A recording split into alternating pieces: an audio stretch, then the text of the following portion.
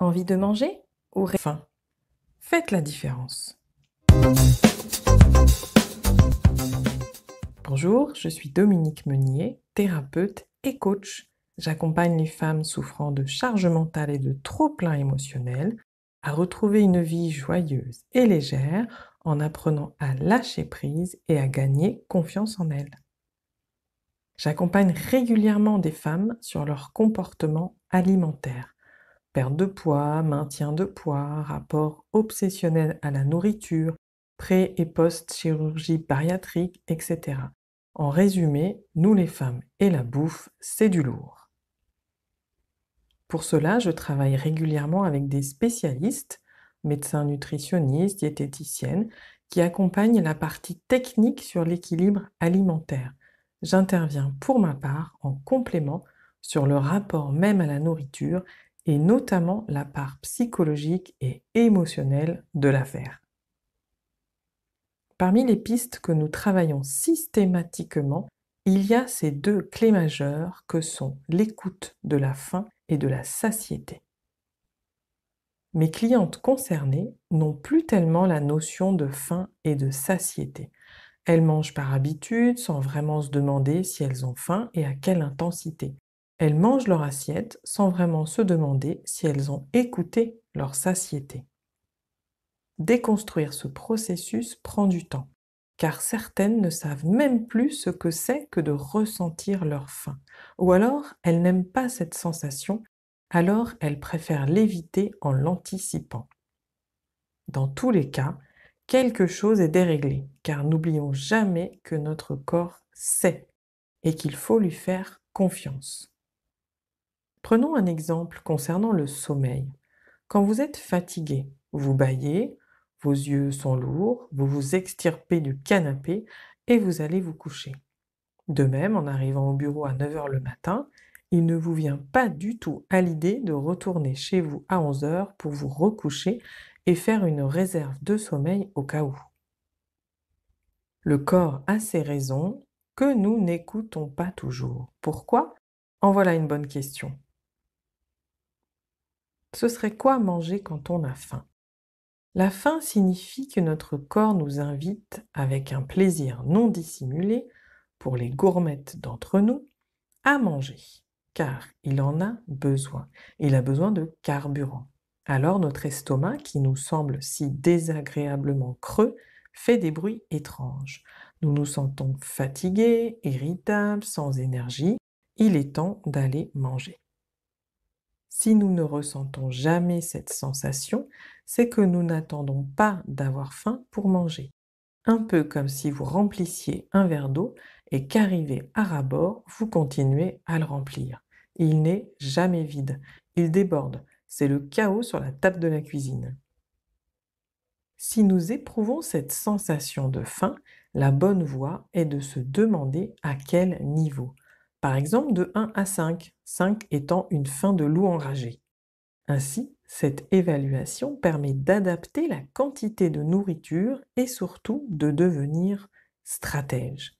Par exemple, si ma faim n'est pas énorme mais que cette tarte aux pommes maison me semble succulente, j'adapte la portion de mon plat pour me laisser une place pour la tarte.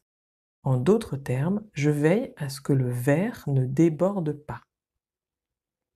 En séance, je partage tout un tas d'astuces pour apprendre à écouter sa faim sans stress.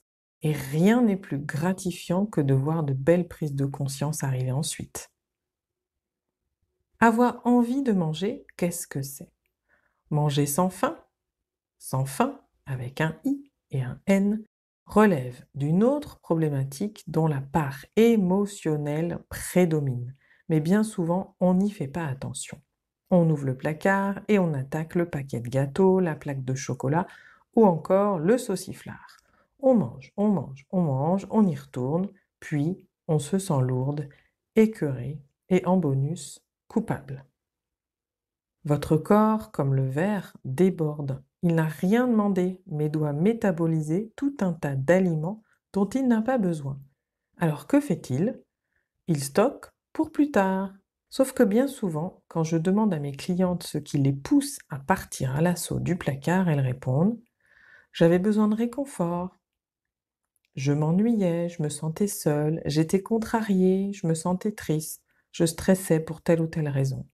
Bref, comme j'aime à le dire, elles ont mangé leurs émotions. Cela signifie dans ce cas que le corps n'avait besoin de rien, mais que le cœur, si.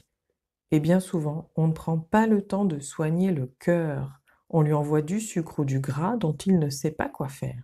Et après, c'est pire, on a l'estomac overplein et le cœur dans le même état qu'au début. Le moyen de dépasser cette alimentation doudou, c'est de prendre une poignée de secondes pour se demander, la main prête à ouvrir le placard, comment est-ce que je me sens? En décrivant intérieurement ce que l'on ressent, on donne une place à nos émotions. On s'accueille tel que l'on est, peut-être triste, seul, stressé, lassé. L'étape d'après consistera à trouver une alternative bienfaisante pour apaiser cet état émotionnel. En séance, nous faisons des listes totalement personnalisées car chacune est différente. Puis nous testons, nous réajustons jusqu'à ce que manger réponde prioritairement à la faim et non à une émotion. Tout comme nous avons le droit, le devoir peut-être, de manger quand nous avons faim, nous avons le droit, le devoir peut-être, de ressentir des émotions. C'est même une chance car nos émotions nous envoient des messages concernant nos besoins. Pourquoi je vous raconte tout ça? Parce que ces observations et réajustements peuvent amener énormément de positif dans notre rapport à la nourriture. Car les obsessions, la peur de craquer avec des guillemets ou de grossir, la privation de tel ou tel aliment, la frustration, le contrôle permanent disent quelque chose.